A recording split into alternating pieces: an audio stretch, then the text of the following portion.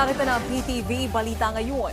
Patuloy na pinag-iingat ang mga residente malapit sa Cagayan River kasabay ng mga pag-ulan na dulot ng bagyong Enteng. Sa flood advisory ng Pag-asa, as of 11 a.m. kanina, nasa below alert ang water level status ng ilog.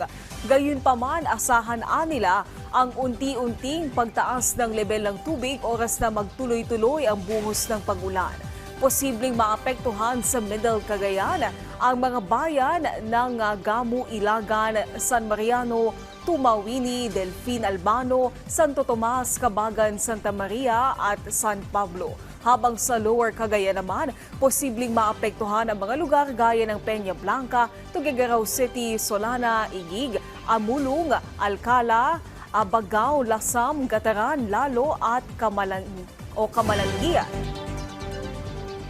Patuloy ang koordinasyon ng Philippine Coast Guard sa lokal na pamahalaan ng Rizal upang masiguro ang kaligtasan ng mga residenteng naapektuhan ng bagyong Enteng.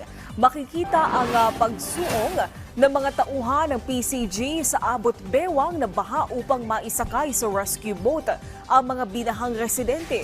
Sa huling tala, nasa 3,700 residente ang inilikas sa mga tauhan ng PCG dahil sa malawakang pagbaha sa Pililya, Morong at Cainta.